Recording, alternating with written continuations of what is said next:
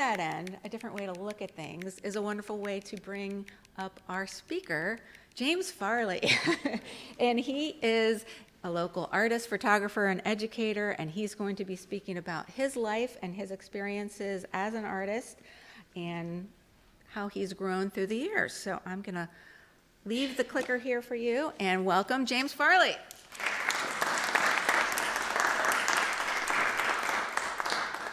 Thanks for calling me a local.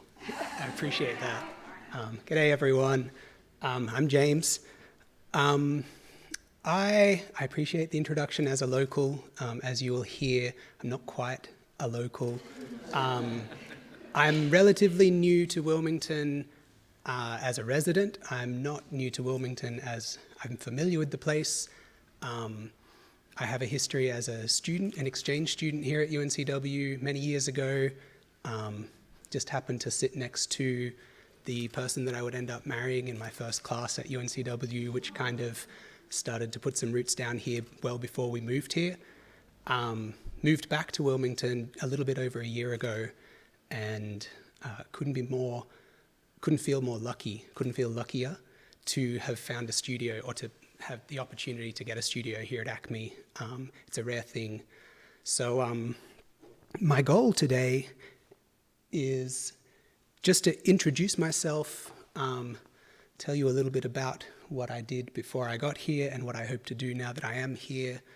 The theme, I've been thinking about the theme of growth, and I'm really interested in growth, not so much as like an increase in scale or a spreading, but more a deepening and a strengthening and a kind of coming together and coming to know the seasons of a place and a people and when growth is possible and when it's not. And all of that ties into the work that I've been doing and the way that I've been an artist over the years.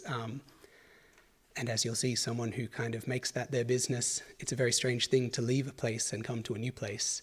So I'm like right at the beginning of that journey again. So my goal today is just to kind of say hello and meet some new people. Oops, wrong way. So I describe myself as an ecological artist. Photography is my life's work, my passion, but photography is just one of the things that I do, a tool that I use to pursue my larger goals. My whole practice is guided by this vision that a better future is possible through creativity, education, and community.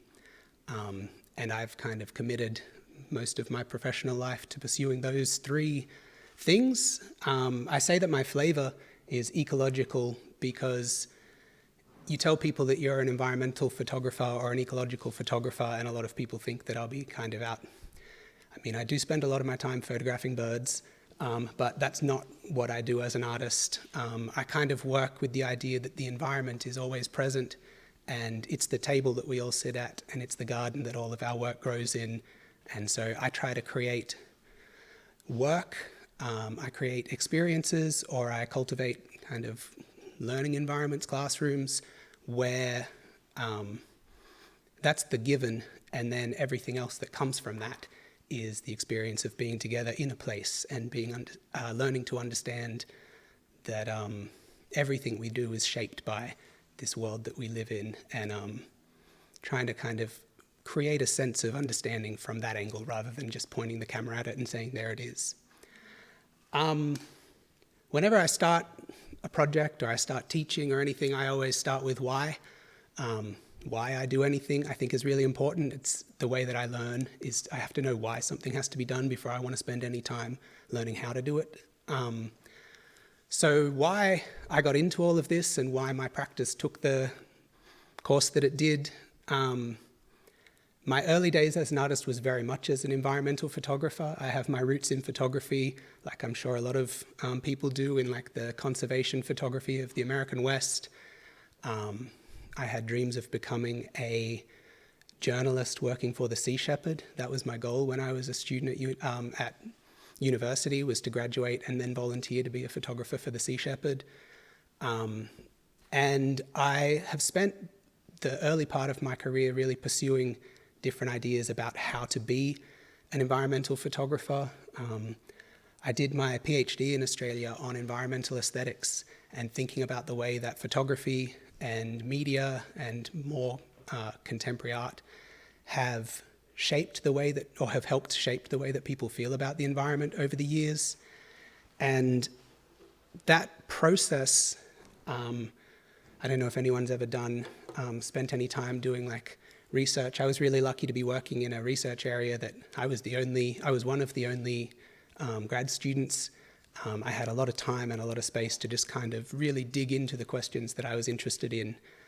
And in that time, my photographic practice completely transformed, not just the way that I make pictures, but the way that I think about the role of the arts and the role of the artist. So some of my early work involved traveling. I felt like I had to travel to the places in the world that were either like incredibly beautiful and had been protected, or I was very interested in the places where the evidence of our mistreatment was most clear, and traveling to these places to make photographs and hoping that that might change people's minds. And although that photography still brings me joy, I still do take my camera with me most places, I learned very quickly that despite the success of some of those photographs, and if anyone actually, I don't know if anyone's in the room, but I did have an exhibition of that early work here in Acme in 2013. And that was my first kind of connection with Acme, was this show of black and white landscape photographs that were taken in the World Heritage Forests in Tasmania, which is the most southern state, a little island down below mainland Australia. And those photographs explored like the overlapping use of World Heritage areas of like logging sites and a controversial dam that was created to establish one of the first hydroelectric facilities in Australia. And that work, it was really rewarding and quite successful, but I realized that once people looked at those photographs, that was the end of the journey. You could look at the photographs, and I had gone to those places and made them, but they didn't do what I hoped, or I didn't get what I had hoped I would get from making that kind of work.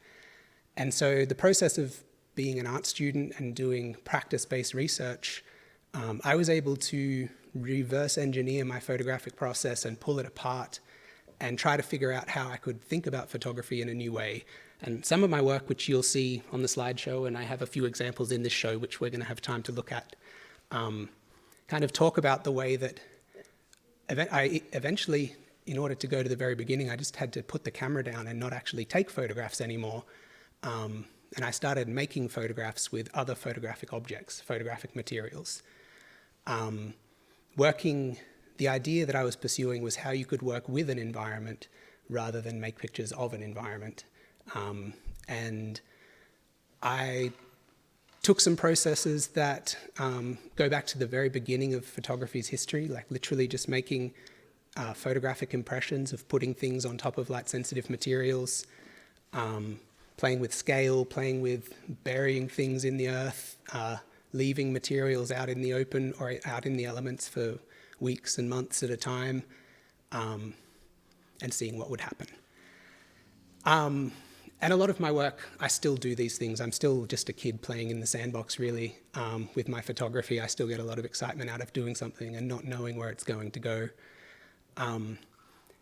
Interestingly enough, doing my PhD in Australia, one of the opportunities that afforded me was that I got to teach on the side. It was one of the conditions of my scholarship that I would teach. I come from a family of teachers, and when I say that, I don't mean like my mum and dad are teachers, but I have a large family, and I think there's 14 teachers across 2 generations, or I guess 3, I'm the 3rd generation. I had absolutely no intention of being a teacher. I thought that would never be what I would do. But I found myself as a student and as an artist, and as someone who was working in the arts in galleries and as a technician, I just found myself that I would always talk to people about what we were doing. I was always eager to learn. And that eagerness to learn often led me to helping shape other people's learning. And one day, while I was working on my PhD and I was teaching, and I was realizing that as I was talking to students, I was making realizations about what I'd actually been thinking about, I kind of realized that I was going to be a teacher and that I may as well just lean into it. And so my practice over the years has become much less about the work that I make just for myself, even though I still make a lot of work. And I started to try and incorporate other people into the process as well. And that's where that original vision of creativity, education, and community really came together. I'm sure you can imagine, like, all of this environmental work. I'm someone who's grown up in under the looming shadow of climate change. I was also a kid who just loved stories where nature, I don't know if anyone knows the Redwall books, where it's all about animals and they're anthropomorphic and they have little kingdoms and they have to protect themselves from evil animals. Stories like Lord of the Rings or stuff, these big stories about nature and kind of the inhabitants of natural worlds have to come together to defend nature. And so that's the world that I grew up in. So I've been very much aware of climate change and environmental issues my whole life. Growing up in a farming community, I guess you live very close to the environment. Those things aren't far away. It's always right there. And so I guess through the research that I was doing, I went on a lot of tangents. If you've ever had the luxury of pursuing research, it's just a mess of different lines of inquiry that you can follow.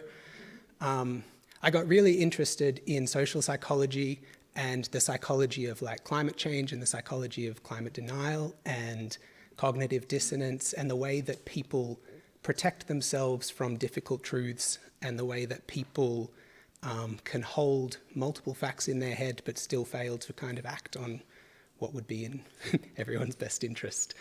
And so I've been really interested in the different models that work on collective change and positive reinforcement models of change. And I've developed my entire arts practice around these ideas that if you include people in the process, if you make things together, if you don't confront people with difficult facts or confront people in a way that tries to kind of separate who's to blame and who's not to blame and what we're going to do, and rather just create space where we can talk to each other, get to know each other, and establish that these things are happening whether we like them or not, whether we want to identify their cause or not. And if you do those things, you can make change in a more meaningful, slower perhaps, but a more meaningful way. So, in thinking about those things, as an extension of my practice, I've gravitated more. I've always been a teacher, well, not always, but I've been teaching now for over a decade in universities, teaching in art galleries and different community organizations. Just in the last 5 years or so, I branched out and really lent into this idea that I could create spaces, working with other people who felt similar. I worked with a friend of mine in Australia and we established an arts organisation called F-Stop Workshop, which was a photography organisation dedicated to community creativity and education for all ages and abilities. We would travel around regional New South Wales, which is the state in Australia where I'm from, and we would teach photography to school kids from elementary school all the way up to high schoolers and just before entering college. We were really lucky. We ended up getting some Australian government funding on the back of the pandemic with a COVID recovery initiative, and we were a little bit sneaky. We kind of presented photography as a way to teach school kids STEM, science, technology, engineering, and maths, which it absolutely does. It's I am not interested in maths, I'm not interested in science, but I can talk to you about photography all day, and all of those things make photography possible.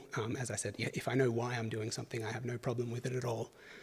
And so we toured around Australia, around our area of New South Wales for 2 years teaching kids photography. And while we were introducing ideas of science, technology, engineering, and maths, what we were really doing was giving the kids space to get to know each other and to express themselves, and to we would send cameras home with them, and we would ask them to show us where they lived and to show us the places that they care about. And we ended up kind of creating this amazing archive of not just kids who had grown up in a world where photography was always present, but they'd never actually had access to it and thought about it as a serious pursuit. But we found that there was this really beautiful way that we could talk to people about the issues that are present in their lives, their experiences, the things they love, the things that kind of keep them up at night. And it was all a really organic, gentle kind of way of building community and building confidence and trust across a community. And so that kind of work completely changed how I think about being an artist and how I think about my practice moving forward as a teacher. This sounds funny, I was really like finding my legs in Australia. I felt like I'd really found my groove. We did a couple of projects that I thought were like really, really meaningful.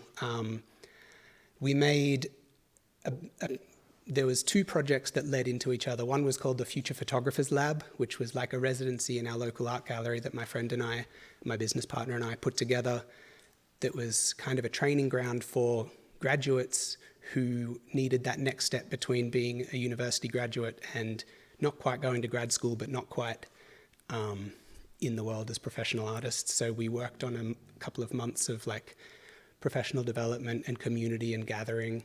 And on the back of that, we did a project called Here Now, Photo Books for the Future, which was a photographic program working with high school kids, making photographs about their lives, and recording what was important to them now so that they could show people in 10, 20 years what being here in that particular place felt like.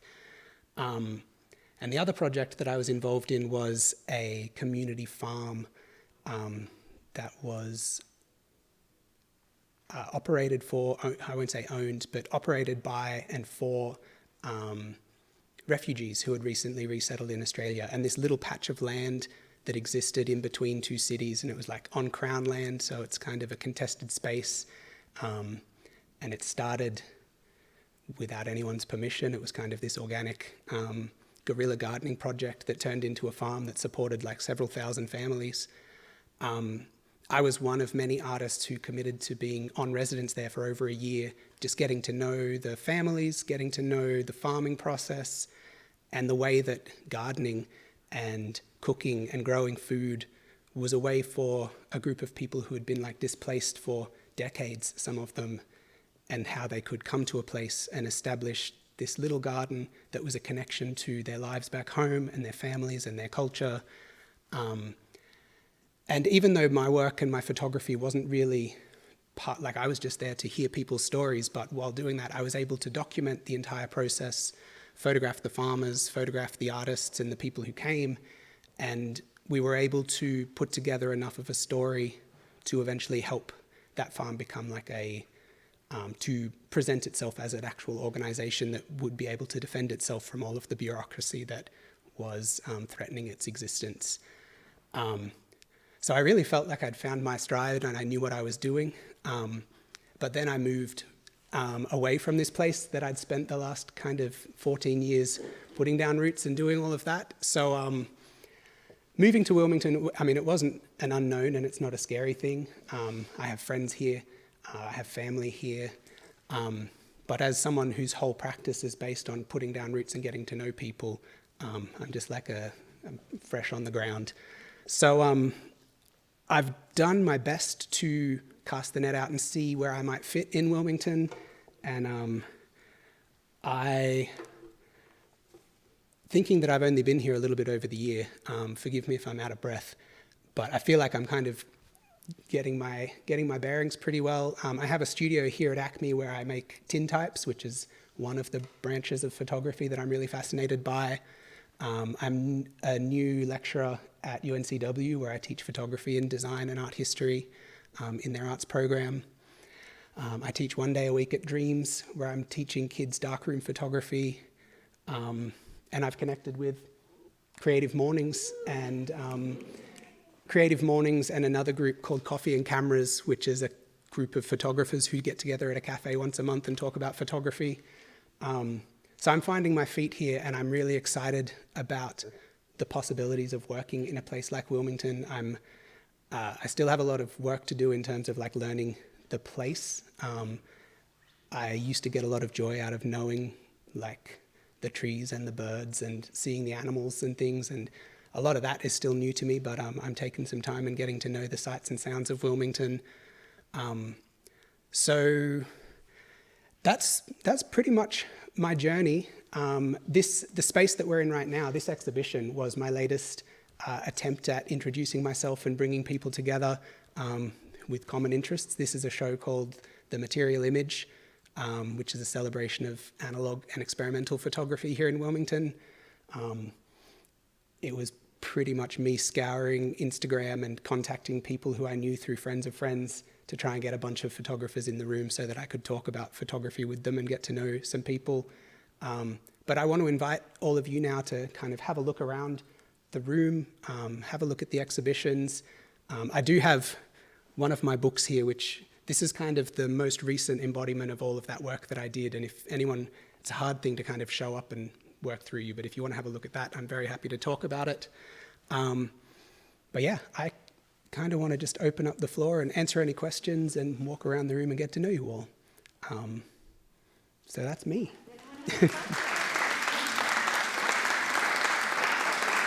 Hey, Dume.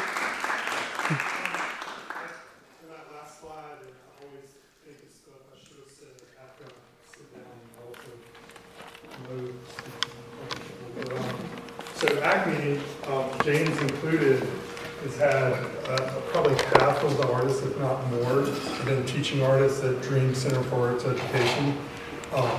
James is currently doing that. I'm not sure. Mom's there as well. Okay. Yeah. And I have, it's been a while, but I've talked with Dreams, and they farmed me out to the Juvenile Day Treatment Center. And Todd, Fritzy, Huber,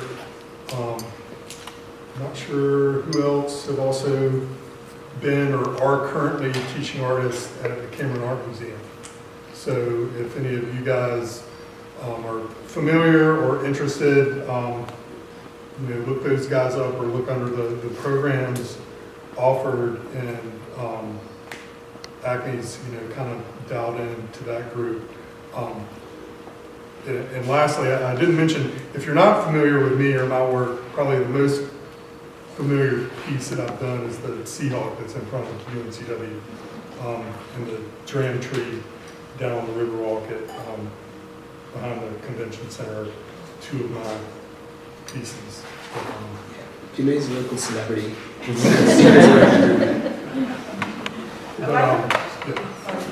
Yeah. I just think with your garden work, it made me think about this median situation.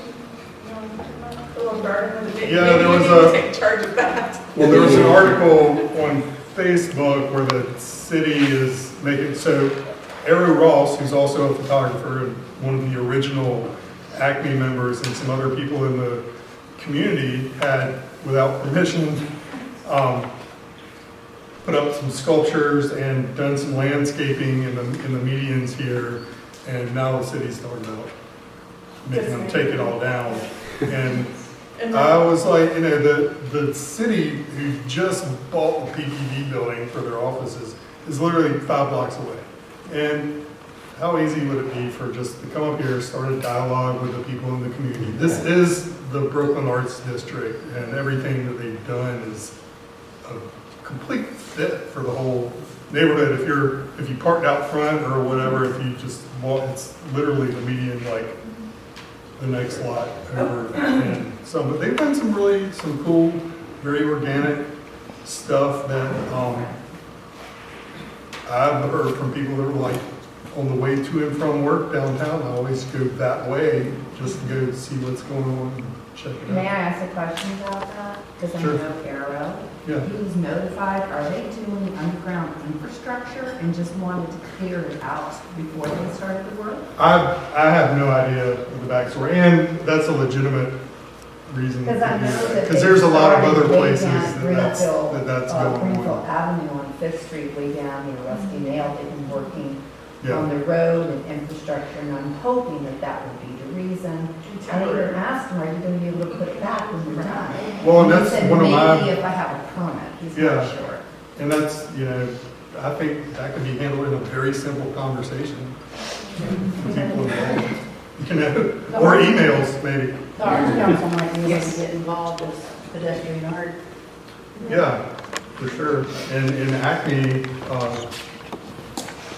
Karen Crouch, myself, and a couple other people have been involved with the pedestrian art transit. So, But if we made it like an official. yeah. You'll have to send in the video and send in a group of people who are interested in talking about it. Yes. Yes, a question? Yeah, I enjoyed your talk so much. Thank you so much. And I'm just curious because I'm organizing my thoughts correctly. I wonder, and you have done so much, you don't need to do this at all, but do you see your two worlds merging at some point, like either doing a show about your work abroad or your former work? There's just so many interesting projects, or connecting even like children in the different, regions. I don't know, but I was just curious if you have had any thoughts about crossover, and that may not be appropriate, but I was just curious if you had thought about that or wanted to share anything on that. Yeah, I definitely think,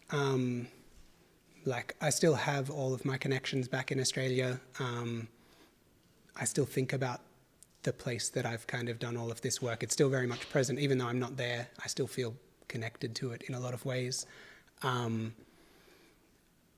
I'm really interested in ways that I can connect, not just in the particular area that I lived in, but exchange for artists, exchange for young people. Like, my life would not be the same if I hadn't done this exchange program on a whim back when I did it. So I encourage every student, ever since I started teaching, I've always encouraged students to go on exchange, and I think I've helped like 15 students go on exchanges now. Once I'm a bit more kind of established here in Wilmington, I'm definitely going to open the idea up with UNCW of getting an exchange to Australia. I have a couple of friends at different places, and I don't think we would have a hard time filling it with students who might be interested in making that long trip over there. But yeah, I think that there's interesting opportunities for connection across different places. But I also am very much someone who believes that you have to, once you choose a place, I would like to get to know it. It's so ambitious what you're doing. I just, when you're talking about like the global climate, I didn't know if there was some kind of thread that tied your global things, but anyway, you certainly don't need to do any more than you're doing. There definitely will be. There's definitely potential. Yeah. Allison? Okay, my question might be a little premature too then, because the show is still up. But have you had any thoughts about what your next community project might look like? At the moment, even though I'm only doing it one day a week, I'm working on a project with my dream students, which I'm really excited about because they're really excited about it. We're starting a newspaper called Dreamers Dispatch. And basically it's a way for my analog photography students, because we only have the one enlarger, so we can only make one print. We basically are together for an hour and a half a week, and we only really get to make 2 photographs. So I worked with them to scan all of their film, and now we're putting together a book so that they'll get to see all of their photos in something tangible, because I didn't want to just put them on the internet. It's very much about materials.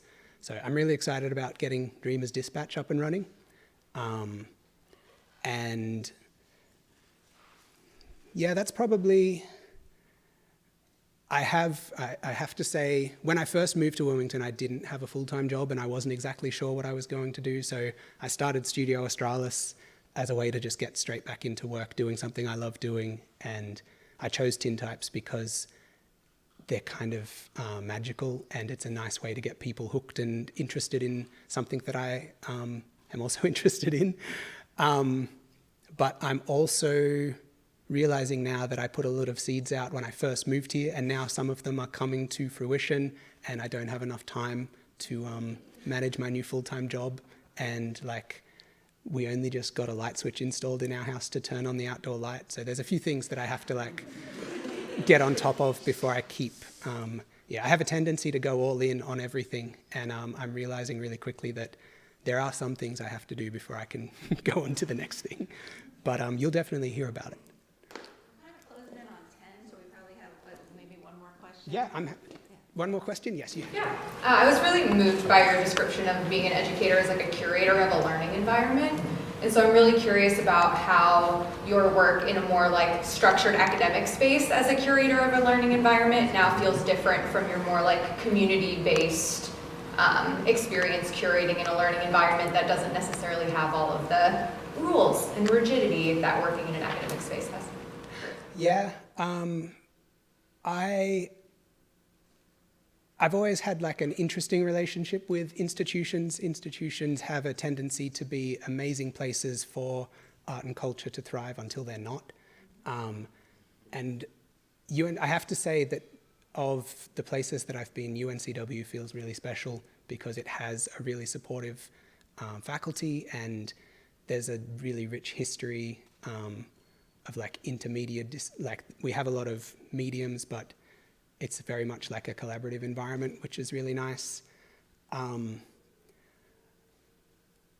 think growing up in a household full of teachers, I learnt there's some things about just kind of organizing the way that I do things that just were, if you'd met my parents, you would know what I mean. There's like just certain ways that you can organize things where it will make sense and you know what you're doing. And I have like routines of being able to, I know which direction I'm pointing, but I'm also I try to stay open with my colleagues and my students about the fact that I'm hoping that something unexpected will happen, or I'm always open to that. So, yeah, there's definitely like wiggle room in institutions, and once you come up against a boundary, there's always little cracks you can work your way through and kind of, yeah. Well, I think I might just close with a couple of notes, but then also feel free to take a couple minutes and look around. Yeah, I'm not in a rush to leave but anytime. Thank you, James. Thank you. Thank you. But thank you. Let me get close to the mic. This has been wonderful. Just to Q&A. To close out, we have some stuff that we are planning for December. Last year we did a fun little holiday cocktail party, and we're going to do that again. And this time we are doing it at the home of one of our team members, Becca McNeil. She lives in this wonderful late 1800s house over in Carolina Heights. It's called the Jewel House, has a history to it, and it's going to be fantastic and swanky, as we say. And we haven't worked out all the details, but it'll just be fun, so keep an eye out for it. You know, we're going to try and include as many people as we can, but obviously we'll have to do a head count at some point. So anyway, keep an eye out for that, and feel free to look around, and see you next time. Thank you. Thank you, everyone.